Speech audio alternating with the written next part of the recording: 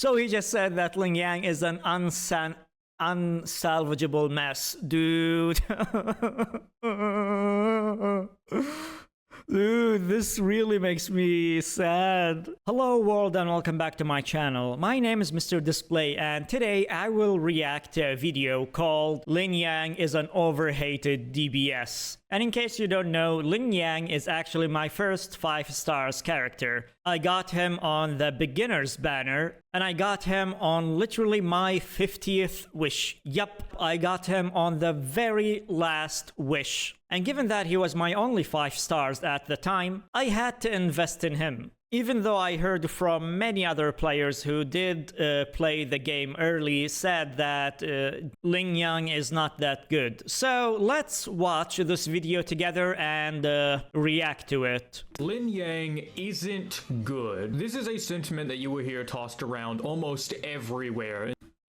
Yup, I agree. I heard it everywhere. In the Weathering Waves community. And it doesn't matter if you're on YouTube, Discord, Reddit, or God forbid, Twitter, this message is about as inevitable as paying taxes. You know what though? It's kind of justified. So now, the question that we have to ask ourselves is why? Why is Lingyang so bad? To the point where people are going as far as comparing him to none other than Yang Quinn. And furthermore, are there any redeeming qualities to this character? Can he potentially be fixed with future supports? Yup, this is what I was hoping for. Like, I think in this video he's going to talk about redeeming qualities that Lingyang has, so yeah, I'm excited to hear them. And most importantly of all, why am I, the hardcore player and inventor of the slip striking technique of all people, actively maining him? Surely there's something there that can save his reputation, in which I would say, oh buddy, you don't know the half of it. Before we talk about why he's good, we first have to understand why everybody thinks he's bad, to the point where rolling him on your account makes Sudoku seem like a preferable alternative. And the answer is none other than the tried and true, old reliable, 100% irrefutable skill. For the sake of the dislike button not getting molested by everybody who just heard that, I'm just playing around. The real reason why people don't view Lingyang as a very good DPS is plain and simple, his damage calculations on Pridwin aren't that high. That sentiment also reigns especially true when you compare it to Encore's 32,000 DPS, Kelcharo's 26,000, and Havoc Rover's 23,000. Mind you, Lingyang only has 20,000. So what? No. What? Dude, he's so weak. Wow. Honestly, what? Okay, hold on. Let's go and watch the slides. I heard a lot about Encore, and many of them said that Encore is not really good and you should skip on her. So if Encore is way stronger than Lingyang, and people are still saying that Encore is bad, so I guess this means that Lingyang must be even worse than... Oh, dude, this is... Hold on, let's go back. To Encore's 30... Yeah. Encore on S0, she has almost 31,000 attack. And on S6, she has 40,000. Okay, and let's go to Lingyang now. 2,000. Okay, so Lingyang on S0, he has 20,000. And on S6, he has 24,000, almost 25,000. Wow. So Lingyang S6 is still worse than Encore in S0. Yeah, Encore S0 has 30,000. And Lingyang S6 has 25,000. Wow! Dude, he's incredibly weak. Okay, but maybe there's going to be a comeback on this video. Like, I'm sure he's going to list a couple of his positive traits. Only has 20,000. So the real reason why people don't think he's good has nothing to do with skill or a lack thereof. It's just a numbers game to these people. But this ain't just a numbers game, ladies and gentlemen, and viewing the systems as that is going to lead you down the path of self-destruction. Unlike Genshin Impact, Honkai Star Rail, and pretty much any mobile gacha game from from across the pond for that matter. The real in-game enemy isn't the gacha system giving you the right characters and the relic system giving you the good substats. The real in-game enemy is the immediate threat in front of you in the form of a bipedal bear throwing hands and that clock slowly ticking down to your impending demise. In other words, so long as you never get hit and put out enough damage to beat that 5-minute timer, which by the way is very generous, you're not gonna need the best DPS in the game anyway. The point I'm making is you need to be looking at more than just the DPS a character can offer, because it's not the defining factor of a win or a loss. What matters is flexibility, player skill, and long-term viability. So does Lingyang have anything else in his kit that makes him harder to use than other characters? Yes. Yes, he does. Okay, so as it turns out, Lingyang actually has more problems that can be attributed to why he doesn't perform very well. What? Hold on. Let's repeat. Characters? What matters is flexibility, player skill, and long-term viability. So does Lingyang have anything else in his kit that makes him harder to use than other characters? Yes. Yes, he does. Okay. No, I thought he was going to say absolutely not. In fact, Lingyang is so strong and so on, but... Oh, dude. Okay, let's continue. Okay, so as it turns out, Lingyang actually has more problems that can be attributed to why he doesn't perform very well.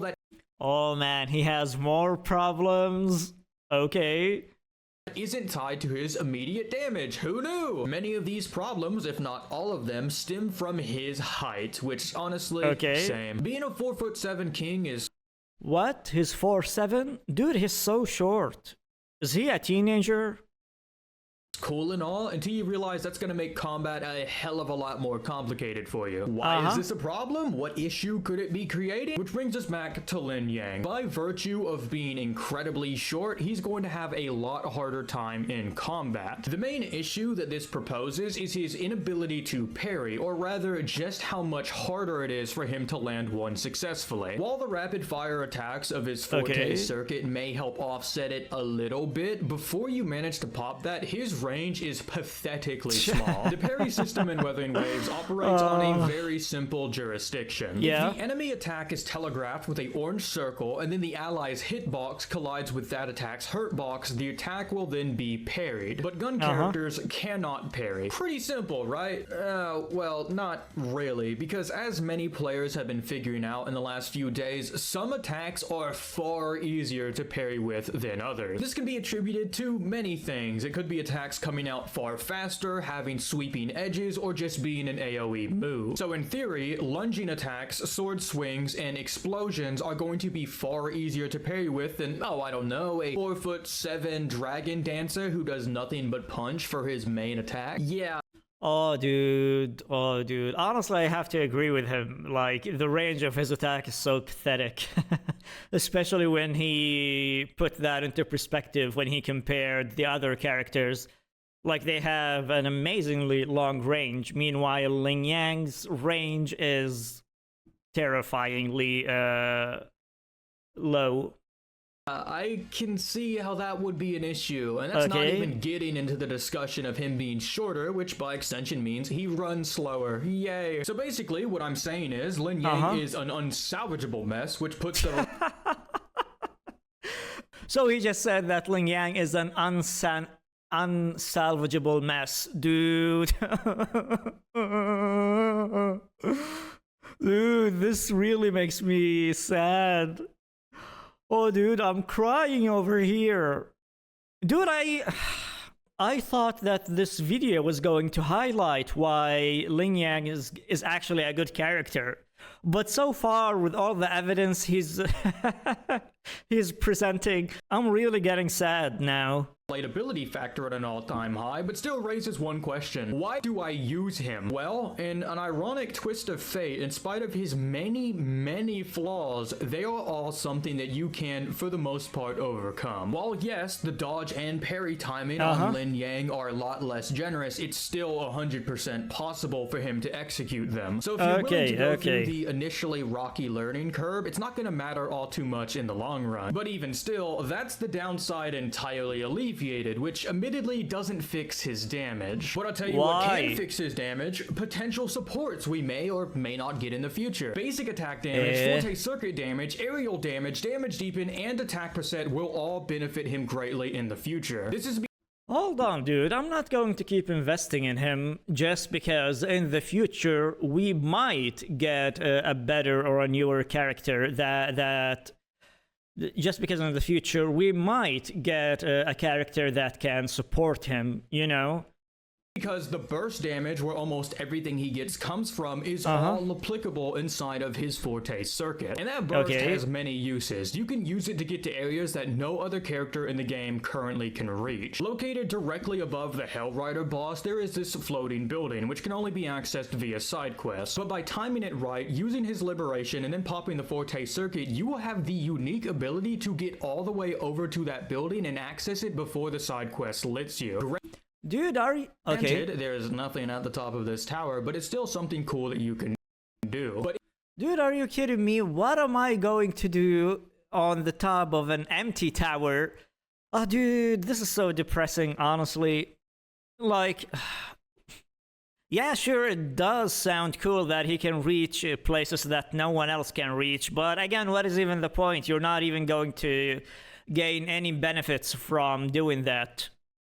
it is far more useful in combat. As I mentioned in my previous video, when Lingyang pops his forte circuit, he is in the air and operating on ground dodge rules. This is a trait that only Lingyang has. In the Okay. Good. Apparently we're making a comeback. Okay. best part about being in the air is that you can see the battlefield in front of you a whole lot easier. What's even better is any attack that the enemy has that is targeted on the ground, and believe me, there's a lot of them, you are completely immune from. Scar's ground slam, the mech... Okay. I guess we made a comeback. Okay. Now, I'm not as sad as I was earlier, so yeah, let's hope that things get better from here on out.